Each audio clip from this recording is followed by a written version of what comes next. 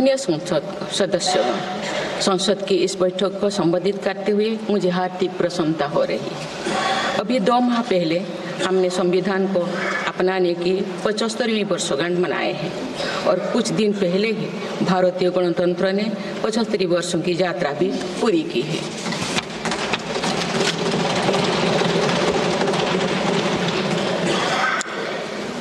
ये अवसर लोकतंत्र की जननी के रूप में भारत के गौरव को नई ऊंचाई देगा। मैं सभी देशवासियों की तरफ से बाबा साहेब आम्बेडकर समेत सभी संविधान निर्माताओं को नमन करती हूँ। माननीय सदस्यगण, इस समय देश में महाकुंभ का ऐतिहासिक पर्व भी चल रहा है। महाकुंभ भारत की सांस्कृतिक परंपरा का, भारत की सामाजिक चेतना का पर्व है। देश और दुनिया से आए करोड़ों श्रद्धालु प्रयागराज में पूर्ण स्नान कर चुके हैं। मैं मौनी अमावस्या के दिन हुई हादसे पर अपना दुख व्यक्त करती हूँ। घायलों के शीघ्र स्वस्थ होने की कामना करती हूँ। कुछ दिन पहले ही हमने देश के पूर्व प्रधानमंत्री डॉक्टर मनमोहन सिंह जी को खोए हैं। मनमोहन सिंह जी ने 10 वर्ष तक प्रधानमंत्री के रूप में देश की सेवा की। वे लंबे समय तक संसद के सदस्य भी रहे। मैं मनमोहन सिंह जी को भावभीनी श्रद्धांजलि अर्पित करती हूँ। माननीय सदस्यगण, भारत की विकास यात्रा की इस अमृतकाल को आज मेरी सरकार अभूतपूर्व उपलब्धियों के माध्यम से नई ऊर्जा दे रही है। तीसरे कार्यकाल में 3 गुना तेज गति से काम हो रहा है। आज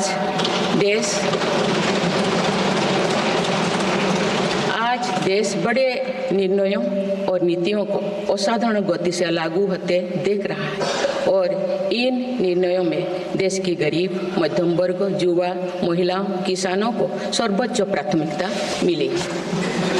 मेरी सरकार ने तीसरे कार्यकाल में सभी के लिए आवास के उद्देश्य की पूर्ति के लिए ठोस कदम उठाए हैं। प्रधानमंत्री आवास योजना का विस्तार करते हुए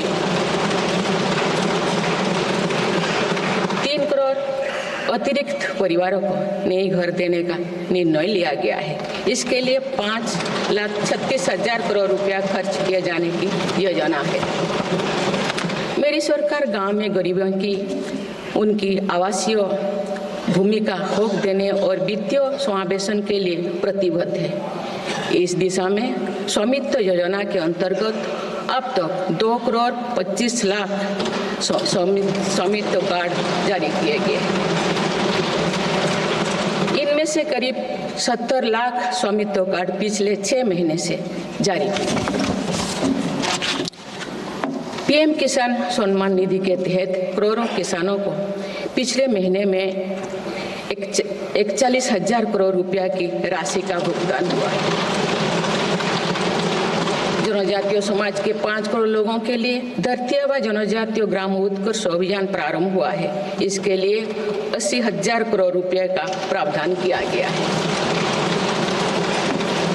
आयुष्मान भारत योजना के अंतर्गत 70 वर्षों और उससे अधिक उम्र के 6 करोड़ वरिष्ठ नागरिकों को स्वास्थ्य बीमा देने का फैसला हुआ है।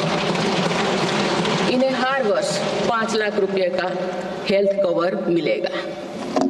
छोटे उद्यमियों के लिए मुद्रा ऋण की सीमा 10 लाख रुपए से बढ़कर 20 लाख रुपया कर दी गई।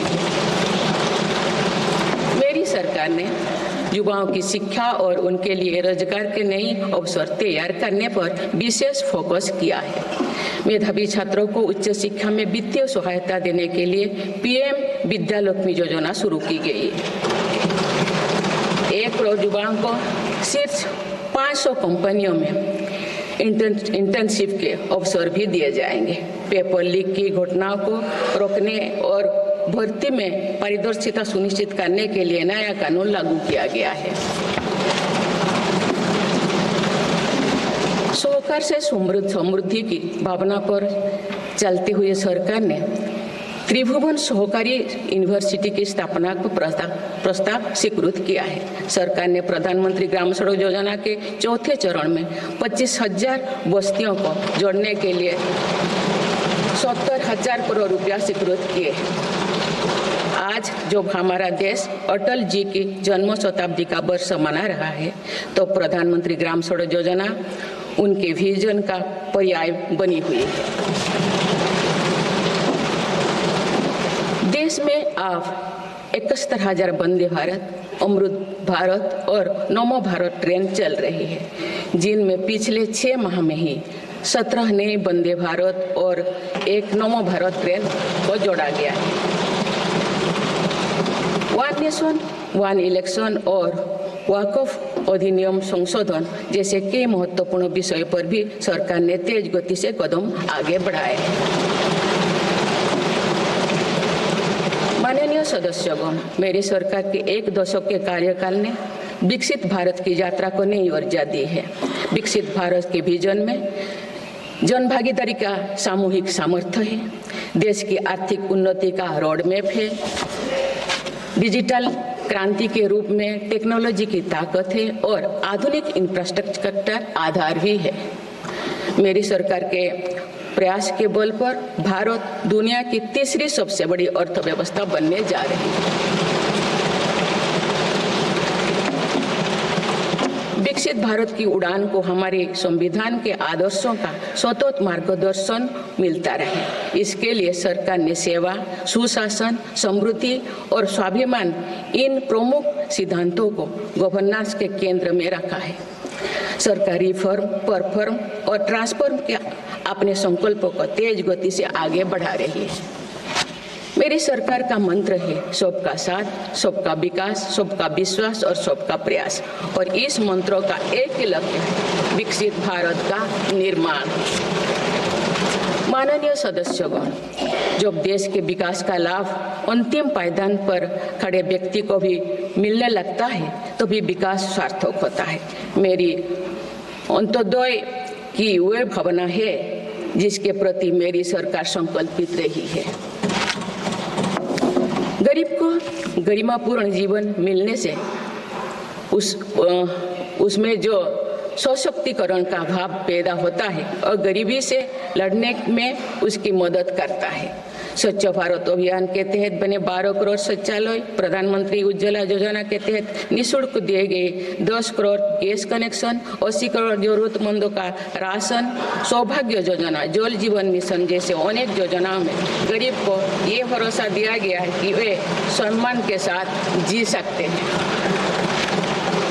ऐसे ही प्रयासों की वजह से देश के 25 करोड़ लोग गरीबों को परास्त करके आज अपने जीवन में आगे बढ़ रहे हैं। इन्होंने न्यू मिडिल क्लास का एक ऐसा समूह तैयार किया है जो भारत की ग्रोथ को नई ऊर्जा से भर रहा है। माननीय सदस्यगण, भारत जैसे देश की आर्थिक उन्नति मध्यम वर्ग मिडिल क्लास की आकांक्षाओं और उनकी पूर्ति से परिभाषित होती है। मध्यम वर्ग जितने बड़े सपने देखेगा, देश उतने ही ऊंचा उड़ान भरेगा। मेरे सरकार ने मुक्त स्वर से मध्यम वर्ग के योगदान को न केवल स्वीकारा है, बल्कि हर मौके पर उसे सराहा भी है। सरकारी कर्मचारी भी मिडिल क्लास के अहम प्रतिनिधि है। हाल ही में मेरी सरकार ने सरकारी कर्मचारियों के कल्याण के लिए 8वें वेतन आयोग के गठन का निर्णय लिया है। ये निर्णय आने वाले वर्षों में सरकारी कर्मचारियों के वेतन में बड़ी वृद्धि का आधार बनेगा। केंद्र सरकार के लाखों कर्मचारियों का यूनिफाइड पेंशन स्कीम के तहत 50% सुनिश्चित पेंशन देने का निर्णय भी लिया गया है, जिसका व्यापक स्वागत हुआ है। मध्यम वर्ग का अपने घर का सपना पूरा करने के लिए भी मेरी सरकार प्रतिबद्ध है। रेरा जैसे कानून बनाकर मध्यम वर्ग के सपने को सुरक्षा दी गई है। घर के लिए लोन पर सब्सिडी दी जा रही है। उड़ान योजना ने लगभग 1.5 करोड़ लोगों का हवाई जहाज में उड़ने का सपना पूरा किया गया है।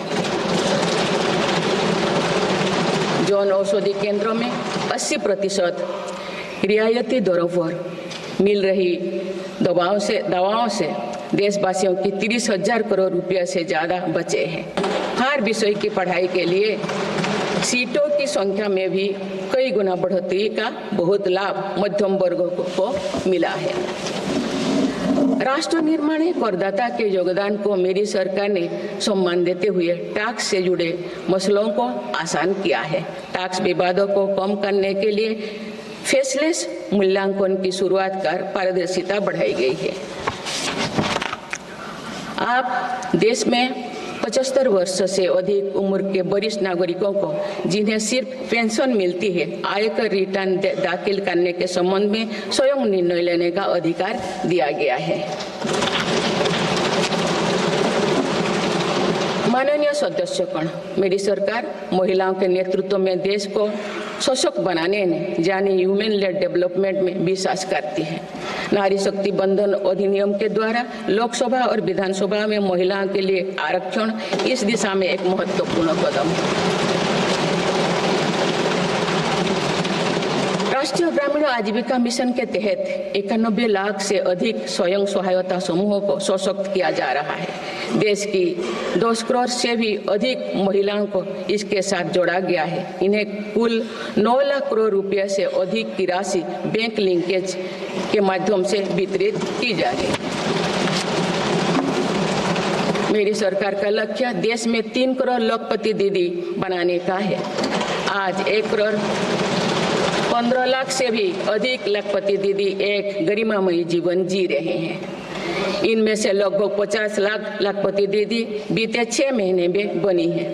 ये महिलाएं एक उद्यमी के रूप में अपने परिवार के आय में योगदान दे रहे हैं। इंश्योरेंस फॉर ऑल की भावना के साथ कुछ महीने पूर्व ही बीमा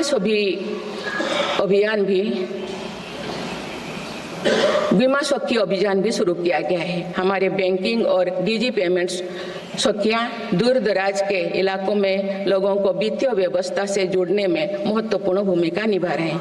कृषि सखियां नेचुरल फार्मिंग के बढ़ावा दे रही हैं और पशु सखियां के माध्यम से हमारा पशुधन मजबूत हो रहे हैं।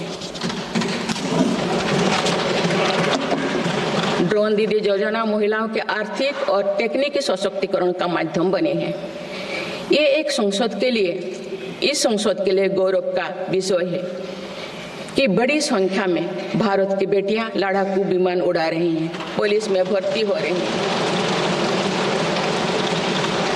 और कॉर्पोरेट कंपनियों का नेतृत्व भी कर रहे हैं।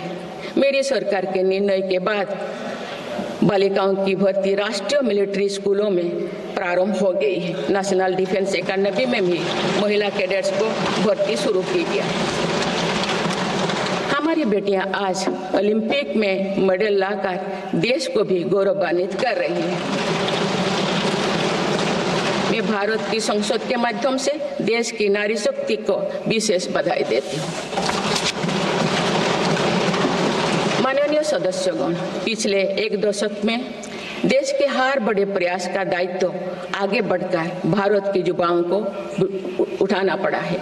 आज हमारा युवा स्टार्टअप स्पोर्ट्स से लेकर स्पेस तक हर फील्ड में देश का नाम रोशन कर रहे हैं। माय भारत पोर्टल के जरिए लाखों युवा राष्ट्र निर्माण के कार्य से जुड़ रहे हैं।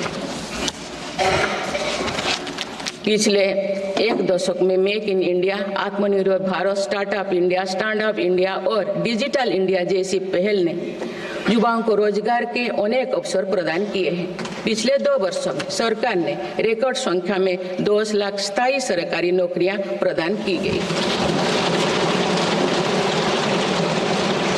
मेरी सरकार ने युवाओं के बेहतर कौशल और नई अवसरों के सृजन के लिए 2 लाख करोड़ रुपया का पैकेज स्वीकृत किया है। 1 करोड़ युवाओं के लिए इंटर्नशिप की व्यवस्था से युवाओं को ग्राउंड पर काम करने का अनुभव प्राप्त होगा। आज देश में 1.5 लाख से अधिक स्टार्टअप है जो इनोवेशन के स्तंभ के रूप में उभर रहे हैं। 1000 करोड़ रुपया की लागत से स्पेस सेक्टर में वेंचर कैपिटल फंड की शुरुआत की गई है। US world future skill index 2025 में भारत विश्व में दूसरे नंबर पर पहुंच गया है। यानी वर्क श्रेणी में एआई और डिजिटल टेक्नोलॉजी अपनाने में भारत दुनिया को रास्ता दिखा रहा है। ग्लोबल इनोवेशन इंडेक्स में भी भारत की रैंकिंग 76 से सुधरकर 39 हो गए हैं। माननीय सदस्यगण, मेरी सरकार राष्ट्रीय शिक्षा नीति के माध्यम से विद्यार्थियों के लिए आधुनिक शिक्षा व्यवस्था तैयार कर रही है। कोई भी शिक्षा से वंचित ना रहे, इसीलिए मातृभाषा में शिक्षा के अवसर दिए जा रहे हैं।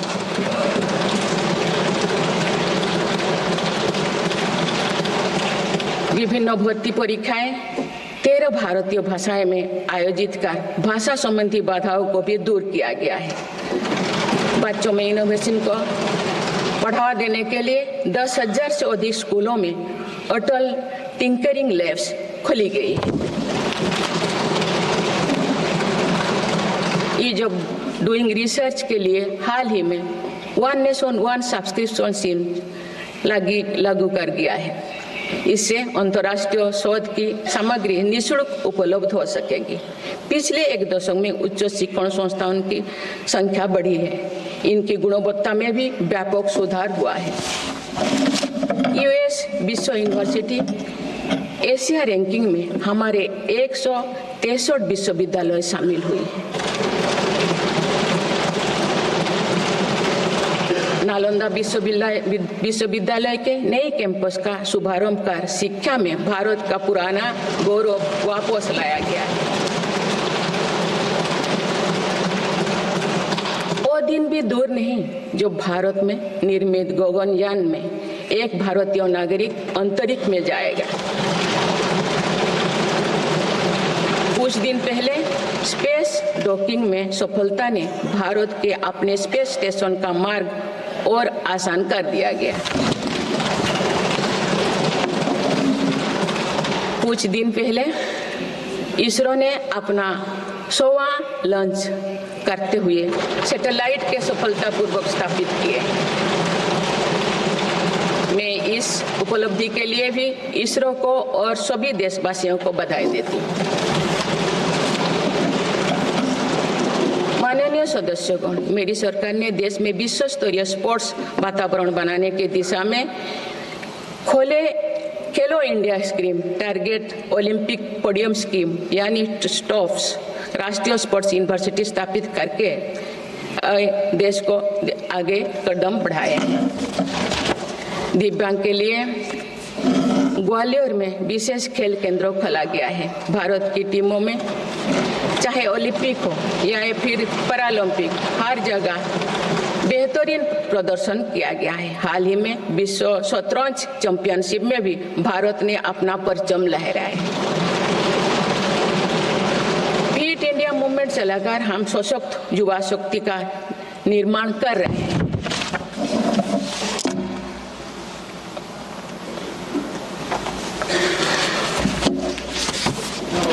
माननीय सदस्यगण, विकसित भारत के निर्माण में किसान, जवान और विज्ञान के साथ ही अनुसंधान का बहुत बड़ा महत्व है। हमारा लक्ष्य भारत को ग्लोबल इनोवेशन पावर हाउस बनाना है।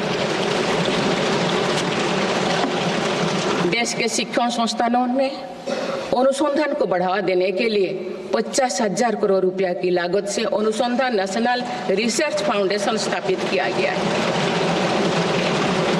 10,000 करोड़ रुपया के लागत से विज्ञान धारा योजना के तहत विज्ञान एवं प्रौद्योगिकी में इनोवेशन को बढ़ावा दिया जा रहा है। आर्टिफिशियल इंटेलिजेंस के क्षेत्र में भारत के योगदान को आगे बढ़ाते हुए इंडिया एआई मिशन प्रारंभ किया गया है। राष्ट्रीय क्वांटम मिशन से भारत इस फ्रंटियर टेक्नोलॉजी में दुनिया के अग्रणी देशों की पंक्ति में स्थान बना सकेगा। मेरी सरकार देश में बायो मैन्युफैक्चरिंग को बढ़ावा देने के उद्देश्य से बायो ई-ट्री पॉलिसी लाई है। ये पॉलिसी भविष्य की औद्योगिक क्रांति का सूत्रधार होगा। बायो इकोनॉमी का उद्देश्य प्राकृतिक संसाधनों का कुशल उपयोग करना है, जिससे पर्यावरण को संरक्षित करते हुए रोजगार के नए अवसर पैदा होगा। माननीय सदस्यगण, मेरी सरकार ने अर्थव्यवस्था को पॉलिसी पैरालिसिस जैसे परिस्थितियों से उबरने के लिए मजबूत इच्छा शक्ति के साथ काम किया है। कोविड और उसके बाद के हालात एवं युद्ध जैसी वैश्विक चिंताओं के बावजूद भारतीय अर्थव्यवस्था ने जो स्थायित्व एवं रेजिलियंस दिखाया है वो उसके सशक्त होने का प्रमाण है। मेरी सरकार ने ईज ऑफ डूइंग बिजनेस को बढ़ावा देने के लिए कई महत्वपूर्ण कदम उठाए हैं। वन नेशन वन टैक्स की भावना के तहत जीएसटी को व्यवस्था लागू की गई है, जिसका फायदा सभी राज्यों को मिल रहा है। मेक इन इंडिया जैसी नीतियों के कारण आप बड़े ग्लोबल ब्रांड को प्रोडक्ट पर भी मेड इन इंडिया के लेवल्स देखने लगे हैं। माननीय सदस्यगण, भारत के छोटे व्यापारी गांव से लेकर शहरों तक हर जगह आर्थिक प्रगति को गति देते हैं। मेरी सरकार छोटे उद्यमियों को अर्थव्यवस्था की रीढ़ मानते हुए उन्हें स्वरोजगार के नए अवसर दे रही है। एमएसएमई के लिए क्रेडिट गारंटी स्कीम और ई कॉमर्स एक्सपोर्ट हब्स सभी प्रकार के उद्योगों को बढ़ावा दे रही है। तीसरी कार्यकाल में मेरी सरकार द्वारा मुद्रा ऋण की सीमा को 10 लाख रुपये से बढ़ाकर 20 लाख रुपया करने का लाभ करोड़ों छोटे उद्यमियों को हुआ। मेरी सरकार ने क्रेडिट एक्सेस को आसान बनाया है। इससे वित्तीय सेवाओं की लोकतांत्रिक बनाया जा सका है। आज लोन, क्रेडिट कार्ड, बीमा जैसे प्रोडक्ट सबके लिए आसानी से सुलभ हो रही है। दशकों तो हमारे देश के रेहड़ी फैक्ट्री पर दुकान लगाकर आजीविका चलाने वाले भाई बहन बैंकिंग व्यवस्था से बाहर रहे। आज उन्हें पीएम स्वनिधि योजना का लाभ मिल रहा है। डिजिटल ट्रांजैक्शन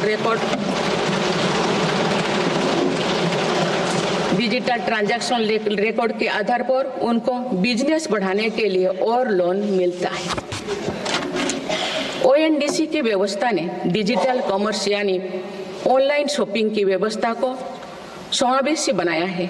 आज देश में छोटे बिजनेस को भी आगे बढ़ाने का समान अवसर मिल रहा है। माननीय सदस्यगण, मेरी सरकार ने 10 वर्षों में प्रगति के जो नए अध्याय लिखे हैं उनमें से एक स्वर्णिम सोपान भारत को डिजिटल क्रांति का भी है। आज भारत टेक्नोलॉजी के फील्ड में एक प्रमुख ग्लोबल प्लेयर के रूप में अपनी उपस्थिति दर्ज करवा रहा है। दुनिया के बड़े देशों के साथ ही भारत में 5G सर्विसेज की शुरुआत इसका एक बड़ा उदाहरण है। भारत की यूपीआई टेक्नोलॉजी की सफलता से दुनिया के कई विकसित देश भी प्रभावित हैं। आज 50% से ज्यादा real time digital transaction Bharat में हो रहा है। मेरी सरकार ने डिजिटल टेक्नोलॉजी को सामाजिक न्याय और समानता के एक टूल के तौर पर इस्तेमाल किया है। डिजिटल पेमेंट कुछ लोगों या कुछ वर्गों तक सीमित नहीं है। भारत में छोटे से छोटा दुकानदार भी इस सुविधा का लाभ उठा रहे हैं। गांव में भी बैंकिंग सेवाएं और यूपीआई जैसे वर्ल्ड क्लास टेक्नोलॉजी उपलब्ध है। भारत में पिछले 10 साल में बने 5 लाख से ज्यादा कॉमन सर्विस सेंटर्स सरकार की दर्जनों सुविधाएं ऑनलाइन उपलब्ध कराई जा रही हैं। मेरी सरकार ने लोगों के जीवन पर सरकार का प्रभाव कम करने के लिए ई गवर्नेंस को महत्व दिया है। डिजी लॉकर्स की व्यवस्था ने लोगों को कभी भी कहीं भी अपने महत्वपूर्ण डॉक्यूमेंट्स पाने और दिखाने की सुविधा दी गई। तेजी से डिजिटाइज होते हमारे समाज में आज राष्ट्रीय सुरक्षा से जुड़ा एक और महत्वपूर्ण विषय साइबर सिक्योरिटी है। डिजिटल फ्रॉड, साइबर क्राइम और डीप फेक जैसे टेक्नोलॉजी सामाजिक, आर्थिक और राष्ट्रीय सुरक्षा के लिए चुनौती भी बनी है। इन साइबर क्राइम को नियंत्रित करने के लिए कई कदम उठाए गए हैं। साइबर सुरक्षा के क्षेत्र में भी युवाओं के लिए रोजगार की संभावनाएं हैं। मेरी सरकार साइबर सिक्योरिटी में दक्षता सुनिश्चित करने दिशा में निरंतर कार्यरत है। इसके फलस्वरूप भारत ने ग्लोबल साइबर सिक्योरिटी इंडेक्स में टियर 1 स्टेटस प्राप्त कर लिया है।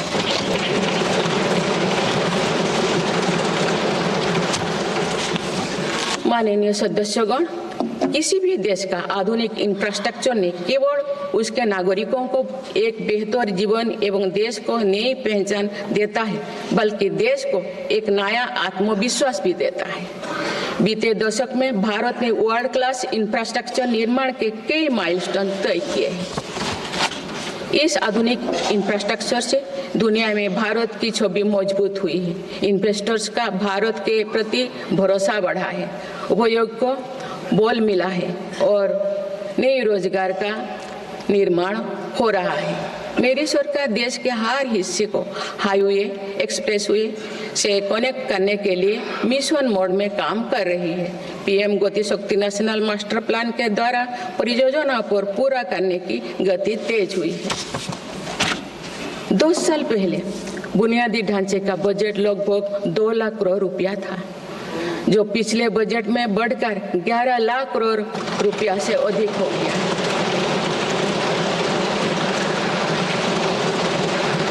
पिछले एक दशक के काम को आगे ले जाते हुए पिछले 6 महीने में मेरी सरकार ने भविष्य के इंफ्रास्ट्रक्चर में रिकॉर्ड निवेश किया है। बाड़मेर में भारत के पहले डीप वाटर मेगा पोर्ट की आधारशिला रखी गई है। 76,000 करोड़ की लागत से बनने वाला ये पोर्ट विश्व के शीर्ष 10 पोर्ट में से एक। मुझे बताते हुए खुशी हो रही है कि उधमपुर श्रीनगर बारामूला रेल लिंक परियोजना पूरी हो गई है और अब देश कश्मीर से कन्याकुमारी तक रेलवे लाइन से जुड़ जाएगा। इस महत्वाकांक्षी परियोजना के तहत चेनाब ब्रिज का निर्माण हुआ है, जो विश्व का सबसे ऊंचा रेल ब्रिज है। साथ ही आजी ब्रिज देश का पहला रेल केबल ब्रिज बना है। सिंकुन ला सुरंग पर काम भी सफलतापूर्वक आगे बढ़ रहा है। निकट भविष्य में पूरी होने पर यह विश्व की सबसे ऊंचा सुरंग होगा। इससे लद्दाख और हिमाचल प्रदेश के बीच 12मासी संपर्क बना रहेगा।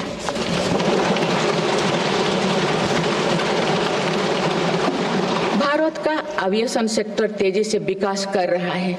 देश की एयरलाइन कंपनियों ने 1700 से अधिक नए विमानों के ऑर्डर दिए हैं। इतनी बड़ी संख्या में आने वाले विमानों के परिचालन के लिए हम एयरपोर्ट्स का विस्तार कर रहे हैं। पिछले एक दशक में देश के एयरपोर्ट्स की संख्या 2 गुनी हो गई।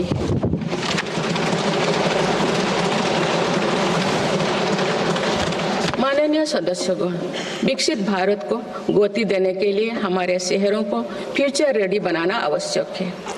इस दिशा में मेरी सरकार ने शहरी सुविधाओं का आधुनिकीकरण कर उन्हें एनर्जी एफिशिएंट बनाने पर जोर दिया है। साथ ही नए शहर के विकास के भी नींव रखी जा रही है।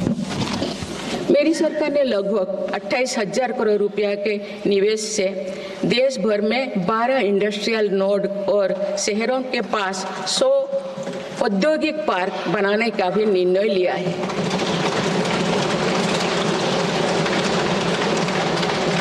शहरी यातायात को सुगम बनाने के कार्य लगातार जारी है।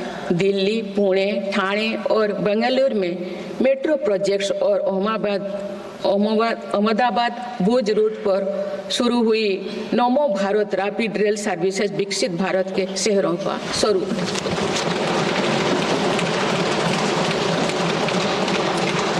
कुछ सप्ताह पूर्व ही दिल्ली में रिठारा नरेला कुंडली कॉरिडोर का काम शुरू हुआ है, जो दिल्ली मेट्रो नेटवर्क के बड़े सेक्शन में से एक होगा। मेरी सरकार के निरंतर प्रयास से दिल्ली में मेट्रो टूर लगातार बढ़ रहा है।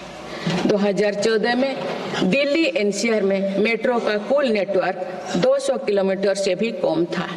अब ये बढ़कर दुगुना से भी ज्यादा हो गया।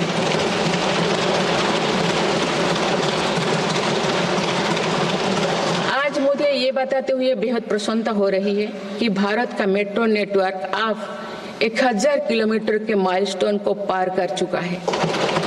भारत अब मेट्रो नेटवर्क के मामले में दुनिया का तीसरा सबसे बड़ा देश बन गया है। लगभग 8,000 करोड़ रुपया के खर्च से देश में 52,000 इलेक्ट्रिक बस चलाने का भी निर्णय हुआ है। इससे शहरी इलाका में सुगम और स्वच्छ यातायात की सुविधा मिलेगी और अनेक लोगों को रोजगार भी मिलेगा। आसान कनेक्टिविटी और अर्बन टूरिज्म को बढ़ावा देने के लिए देश में 15 रोपवे प्रोजेक्ट्स की योजना पर भी काम हो रहा है। माननीय सदस्यगण, मेरी सरकार बहुआयामी एवं समरस सर्वस्पर्शी विकास की नीतियों पर काम करती आई है। इसीलिए मेरी सरकार ने जितना बल फिजिकल इंफ्रास्ट्रक्चर पर दिया है, उतने ही सौगन प्रयास सोशल इंफ्रास्ट्रक्चर क्रांति के लिए भी किए हैं। समाज के हर वर्ग तक सस्ती, सुलभ और गुणवत्तापूर्ण स्वास्थ्य सेवाएं पहुंचे, ये मेरी सरकार की प्राथमिकता है। अस्पताल, इलाज और सेवा की व्यवस्था के कारण एक सामान्य परिवार में स्वास्थ्य पर होने वाला खर्च निरंतर कम हो रहा है।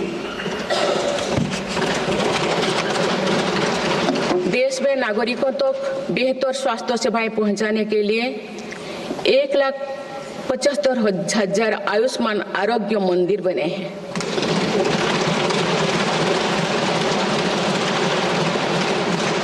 देश में कैंसर मरीजों की बढ़ती संख्या और इलाज में होने वाले खर्च को देखते हुए अनेक कैंसर दवाओं को कस्टम ड्यूटी में से मुक्त कर दिया गया है।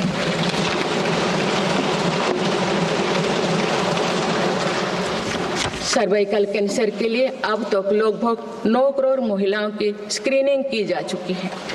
मेरी सरकार के प्रयास से दिमागी बुखार से लड़ने में देश को काफी सफलता मिली है। इससे होने वाले मृत्यु दर अब घटकर 6% रह गए। राष्ट्रीय टीबी उन्मूलन कार्यक्रम के अंतर्गत टीबी के मरीजों की संख्या भी घटी है। मेरी सभी देशवासियों और माननीय सांसदों से आग्रह है कि हम सब मिलकर टीबी मुक्त भारत के अभियान को सफल बनाने में अपना योगदान दें। भारत में मातृ मृत्यु दर और शिशु मृत्यु दर में भी व्यापक सुधार हुआ है। गर्भवती महिलाओं और बच्चों के टीकाकरण कार्यक्रम की सही ट्रैकिंग रखने के लिए यूइन पोर्टल लॉन्च किया गया है। इस पोर्टल पर अब तक लगभग 30 करोड़ वैक्सीन खुराक दर्ज हो चुका है। टेलीमेडिसिन के माध्यम से 30 करोड़ से अधिक ई टेली कंसल्टेशन से नागरिकों को स्वास्थ्य लाभ मिला है। सरकार अगले 5 सालों में देश के मेडिकल कॉलेजों में 75,000 नई सीटों के सृजन के लिए भी काम कर रही है। सरकार हेल्थ इंफ्रास्ट्रक्चर और मेडिकल इक्विपमेंट मैन्युफैक्चरिंग को बढ़ावा दे रही है। देश में नई बल्क ड्रग और मेडिकल डिवाइसेस के पार्क भी बनाया जा रहा है। हमने रोजगार के अनेक नए अवसर उपलब्ध हो रहा है। माननीय सदस्यगण, भारत में आधुनिक और आत्मनिर्भर कृषि व्यवस्था हमारा लक्ष्य है। मेरी सरकार किसानों को फसलों का उचित दाम दिलाने और उनकी आय बढ़ाने के लिए समर्पित भाव से काम कर रही है।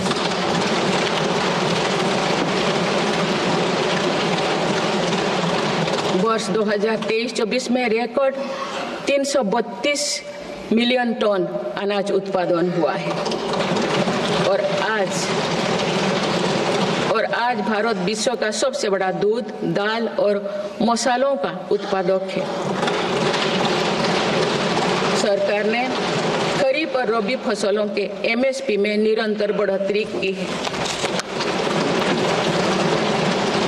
पिछले 10 दशक में धान, गेहूं, दलहन, तिलहन और मोटे अनाज की खरीद पर 3 गुना ज्यादा राशि खर्च की गई है। पिछले 6 महीने में फसलों की जलवायु अनुकूल बायो फोर्टिफाइड और अच्छी उपज देने वाले 109 उन्नत प्रजातियां किसानों को सौंपी गई है। देश में कृषि इंफ्रास्ट्रक्चर को सुदृढ़ करने के लिए सरकार ने कृषि इंफ्रास्ट्रक्चर फंड योजना के दायरे का विस्तार किया है। इससे ग्रामीण क्षेत्र में रोजगार को और बढ़ावा मिलेगा। देश में तिलहन उत्पादन को बढ़ावा देने और खाद्य तेलों में आत्मनिर्भरता प्राप्त करने के उद्देश्य से national mission on oil seeds को स्वीकृति दी गई है। प्राकृतिक खेती को बढ़ावा देने के लिए भी राष्ट्रीय मिशन चलाया जा रहा है। इस वर्ष की शुरुआत में ही किसानों को सस्ती दरों में DAP की उपलब्धता सुनिश्चित करने के लिए विशेष पैकेज की अवधि की बढ़ाया गया है। मत्स्य पालन को बढ़ावा देने के लिए 11 एकीकृत एक्वा पार्क की स्थापना की गई है।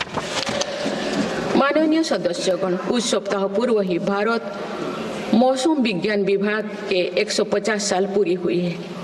वेदर रेडी और क्लाइमेट स्मार्ट भारत के लिए मेरी सरकार ने 2000 करोड़ रुपए की लागत से मिशन मौसम प्रारंभ किया है, जिसका लाभ हमारे किसानों को भी मिलेगा।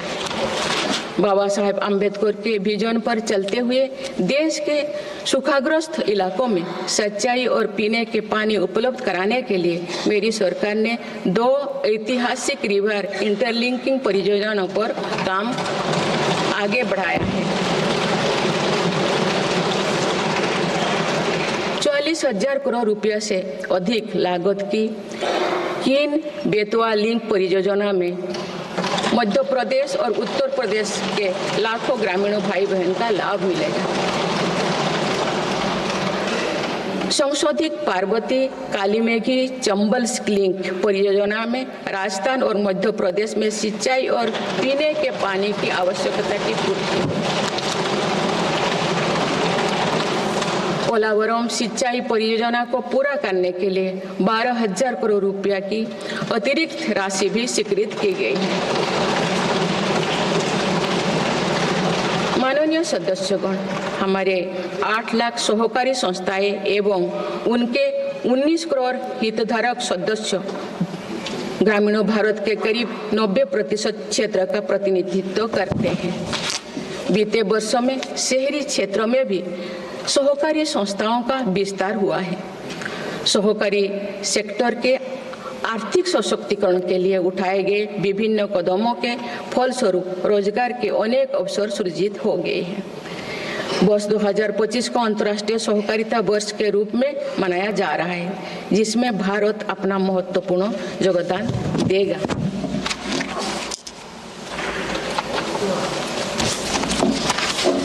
माननीय सदस्यगण, हम जब राष्ट्र के विकास और उपलब्धियों की चर्चा करते हैं तो वास्तव में हम राष्ट्र के नागरिकों की क्षमता एवं उपलब्धियों का ही उल्लेख कर रहे होते हैं। आज देश के विकास में सबका साथ है, इसीलिए हम देश के सही सामर्थ्यों का अनुभव कर पा रहे हैं।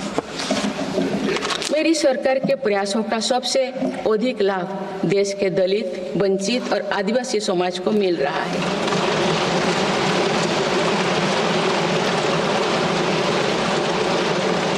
आजादी के दशकों बाद भी हमारे जिस जनजातीय एवं आदिवासी समाज की उपेक्षा होती रही, मेरी सरकार ने उसके कल्याण को पहली प्राथमिकता दी है। धरती आबा जनजातीय ग्राम उत्कर्ष अभियान और PM जनमन योजना इसका प्रत्यक्ष उदाहरण है। देश भर में स्थापित 470 से अधिक एकलव्य मॉडल आवासीय विद्यालय के माध्यम से लगभग 1.25 लाख आदिवासी बच्चों को स्कूली शिक्षा दी जा रही है। पिछले 10 वर्ष में आदिवासी बहुल इलाकों में 30 नए मेडिकल कॉलेज खोले गए हैं। विशेष राष्ट्रीय मिशन चलाकर आदिवासी समुदाय की सिकल सेल से जुड़े स्वास्थ्य सेवाओं पर भी ध्यान दिया जा रहा है। इस मिशन के अंतर्गत लगभग 5 करोड़ व्यक्तियों की स्क्रीनिंग की जा चुकी है।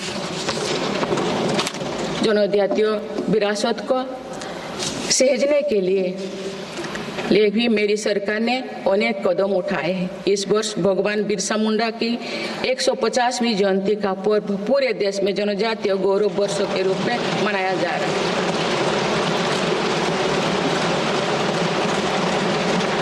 माननीय सदस्यगण, विकसित भारत की एक महत्वपूर्ण कसौटी देश का संतुलित विकास है। किसी क्षेत्रों में ये भावना नहीं होनी चाहिए कि वे विकास में पीछे छूट गए हैं। मेरी सरकार ने नॉर्थ ईस्ट के लोगों की इन्हीं भावनाओं को समझा, उनके दिल से दूरियों का भाव समाप्त किया।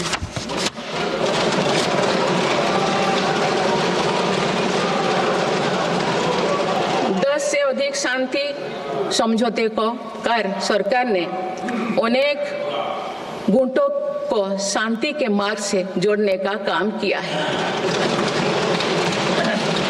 पूरा देश नॉर्थ ईस्ट के 8 राज्यों की संभावनाओं को देख सके, इस दिशा में पहले अष्टलोक महोत्सव का आयोजन किया गया है।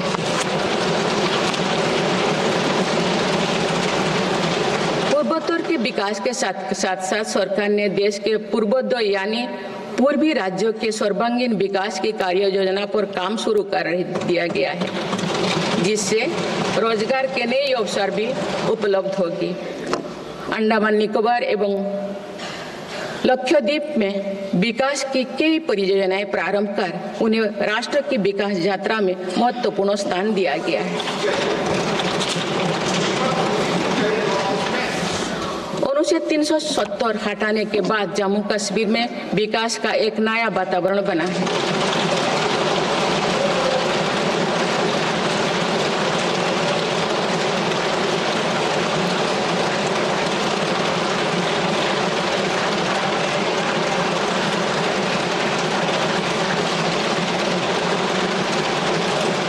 जम्मू कश्मीर में लोकसभा चुनाव एवं विधानसभा चुनाव अत्यंत शांतिपूर्ण माहौल में संपन्न हुए। जम्मू कश्मीर के लोग इसके लिए बधाई के पात्र हैं।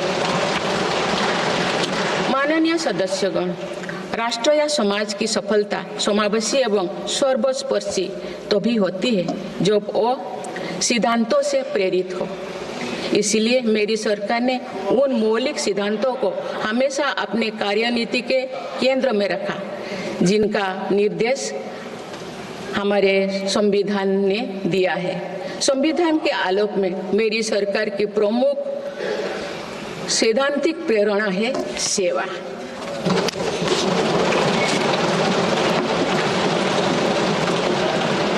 मेरी सरकार मानती है कि 140 करोड़ देशवासियों की सेवा ही सरकार का प्रमुख कर्तव्य है। इस दिशा में सरकार पूरी संवेदनशीलता से काम कर रही है। समाज के पिछड़े वर्ग और सफाई कर्मचारियों को आसान लोन मुहैया कराने के लिए पीएम सूरज योजना का विस्तार किया गया है। सरकारी योजनाओं का लाभ दिव्यांगजनों तक पहुंचाने के लिए 1 करोड़ से अधिक दिव्यांग पहचान पत्र जारी किए गए हैं। स्वच्छता सैनिकों के लिए चलाई जा रही नमस्ते योजना का विस्तार कर अब स्वच्छता का बीड़ा उठाने वाले भाई बहनों को भी इसमें शामिल किया गया है। विकसित भारत की यात्रा में कोई भी छूटने ना पाए, इस ध्येय के अनुरूप मेरी सरकार सैचुरेशन अप्रोच के साथ काम कर रही है। माननीय सदस्यगण, बीता दशक भारत की सांस्कृतिक चेतना के पुनः जागरण का दशक रहा है।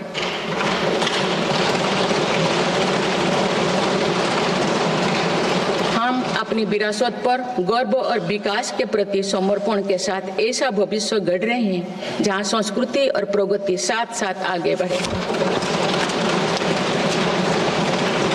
इस वर्ष हम डॉक्टर श्यामा प्रसाद मुखर्जी की 125वीं जयंती मनाए हैं।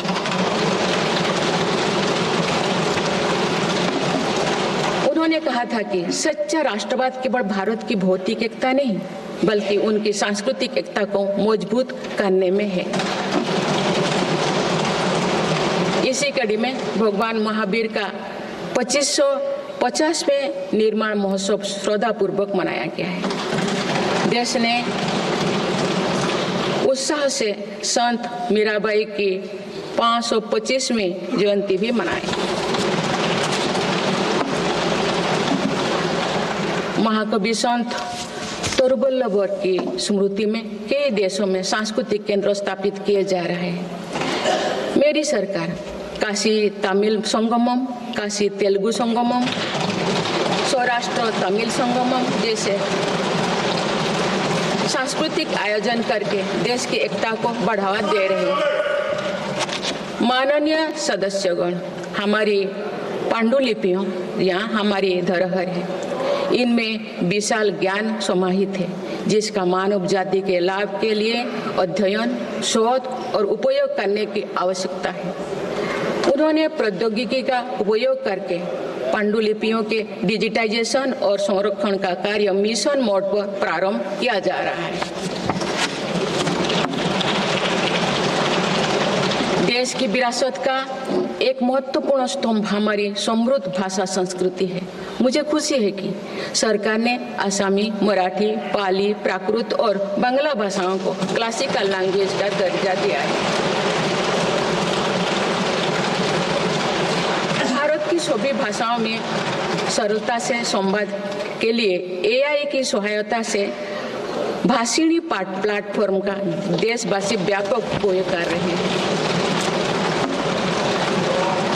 माननीय सदस्यगण, मेरी सरकार के प्रयासों से आज विश्व के सांस्कृतिक मंच पर भारत ने ग्लोबल लीडर की पहचान बनाई है।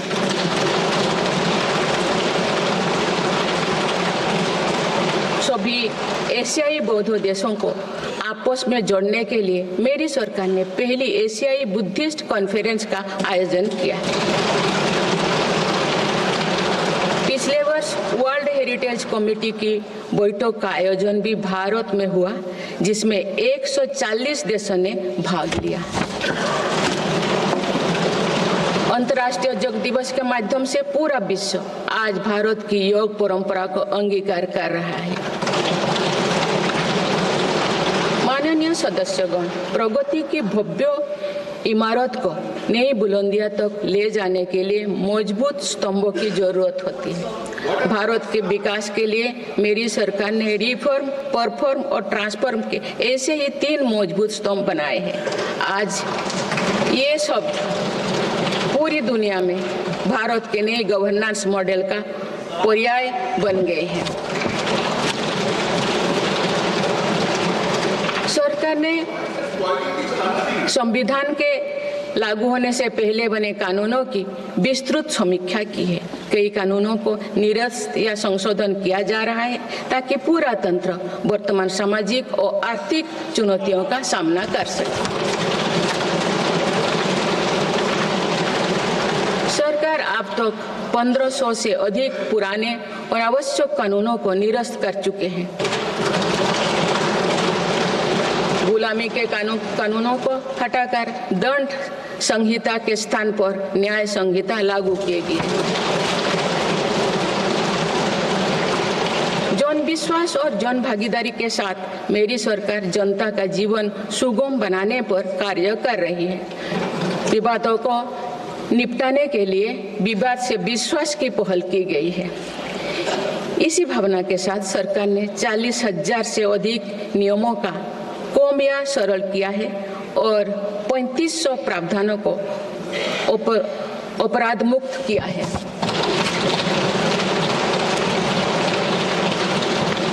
मेरी सरकार ने देश के अत्यंत पिछड़े इलाकों में आकांक्षी जिला कार्यक्रम प्रारंभ कर सुशासन का एक अनूठा प्रयोग किया है। इस कार्यक्रम से इन जिलों में स्वास्थ्य, पोषण, कृषि, सामाजिक विकास और शिक्षा जैसे विभिन्न मापदंडों में उल्लेखनीय प्रगति हुई। यूएनडीपी की एक रिपोर्ट में इस पहल की बहुत सराहना की गई है। इस सफलता से प्रेरित होकर अब देश के 500 आकांक्षा ब्लॉक में भी समग्र विकास हेतु अभियान प्रारंभ किया गया है। सुशासन पर ध्यान केंद्रित करते हुए आई गोट कर्मयोगी डिजिटल प्लेटफॉर्म बनाया गया है, जिससे सरकारी कर्मियों को अपनी दक्षता बढ़ाकर कर्मयोगी बनाने का प्रोत्साहन मिल रहा है। इस प्लेटफॉर्म पर 1700 पाठ्यक्रमों उपलब्ध है और अब तो 2 करोड़ से अधिक प्रशिक्षण पूर्ण किए गए हैं। माननीय सदस्यगण, इस वर्ष देश सरदार वल्लभ भाई पटेल की 150वीं जयंती मना रहे हैं। उनकी प्रेरणा से मेरी सरकार राष्ट्र प्रथम की भावना को लेकर आगे बढ़ रही है। देश की सीमाओं की रक्षा और आंतरिक सुरक्षा सुनिश्चित करने के लिए सरकार ने ऐतिहासिक कार्य किए हैं। विशेषकर रक्षा क्षेत्र में आत्मनिर्भरता में हमें बहुत उत्साहजनक परिणाम मिले हैं। हम मेक इन इंडिया से मेक फॉर द वर्ल्ड की ओर बढ़े हैं। इससे देश में रोजगार के नए अवसर भी बन रहे हैं। कुछ दिन पहले एक ऐतिहासिक पल में देश में बने 2 युद्धपोतों और 1 पनडुब्बी को भारतीय नौसेना में कमीशन किया गया है। देश में डिफेंस इंडस्ट्रियल कॉरिडोर की स्थापना और डिफेंस स्टार्टअप्स को प्रोत्साहन देकर हम आत्मनिर्भरता का और स्वरोजगार को मजबूती दे रहे हैं। सीमाओं की रक्षा के साथ साथ देश के सीमावर्ती क्षेत्र का विकास भी हमारी रणनीति का अहम हिस्सा है। सीमा क्षेत्र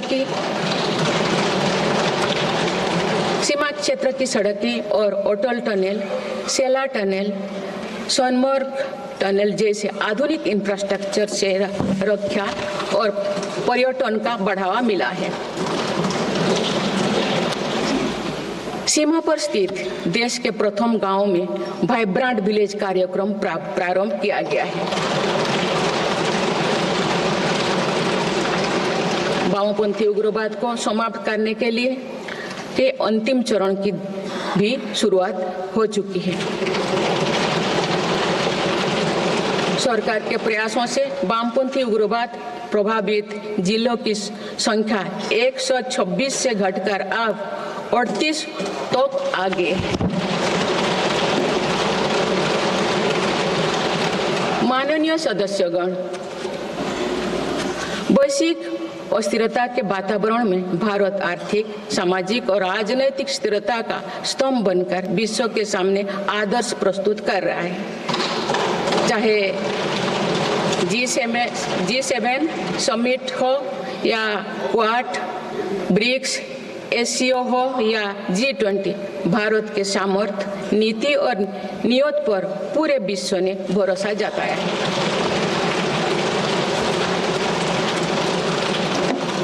आज बड़े से बड़े वैश्विक मंच पर भी भारत अपने हितों को मजबूत के साथ आगे रखता है।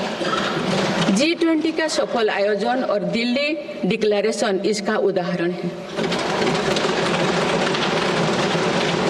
तीसरी global south summit, Bharat Asian summit और भारत करिकम समिट में हमने ग्लोबल साउथ से जुड़े विषयों को अभिव्यक्ति दी।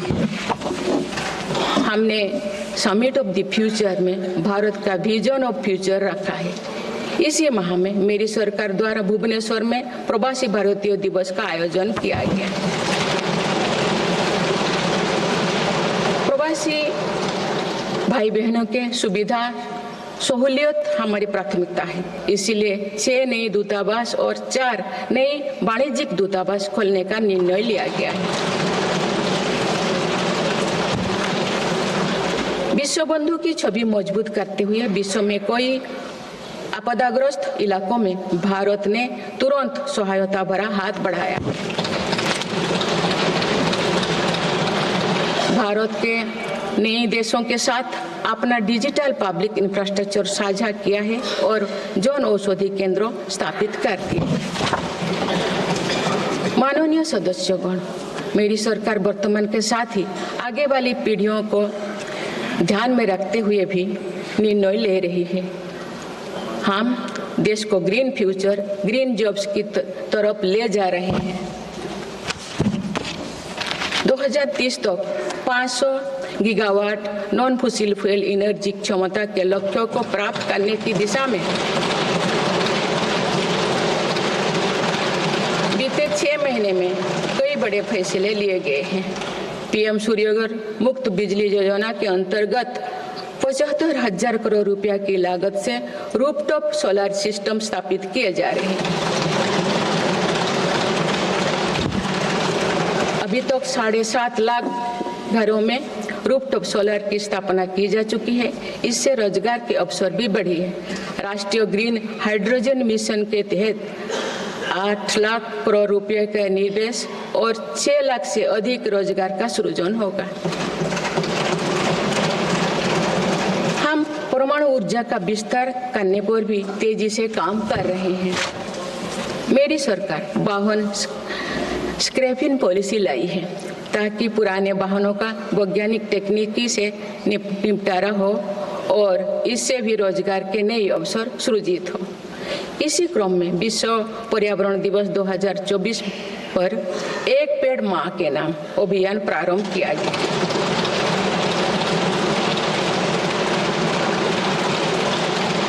इस पहल में करोड़ों देशवासियों ने बढ़ चढ़कर हिस्सा लिया है। इस अभियान की पूरी विश्व में सराहना की गई है। माननीय सदस्यगण, हमारे भारत 140 करोड़ आबादी वाला देश है। हमारे यहाँ भिन्न भिन्न राज्य, भिन्न भिन्न क्षेत्र, भिन्न भिन्न भाषाएं हैं, परंतु एक राष्ट्र के रूप में हमारी एक ही पहचान है, वो है भारत।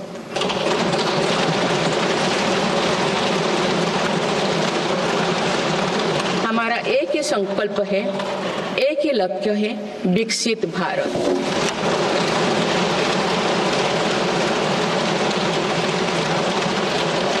आने वाले वर्षों में देश को विकसित राष्ट्र बनाने के लिए हम सभी दृढ़ संकल्पित ले।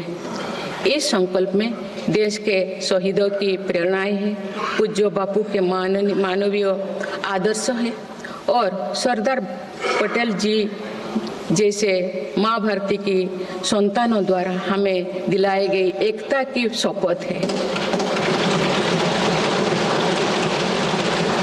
हमें इन प्रेरणाओं को आगे रखते हुए एकता के इस सामर्थ्य से विकसित भारत के संकल्पों को पूर्ण करना है। आइए हम एक बार फिर एकता के संकल्पों को दोहराएं और भारत के सपनों को पूरा करने के लिए कटिबद्ध हो।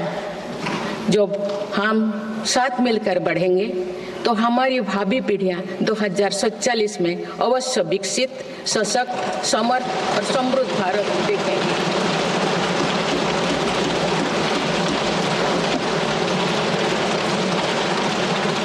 आप सभी को बहुत बहुत शुभकामनाएं। धन्यवाद। जय हिंद, जय भारत।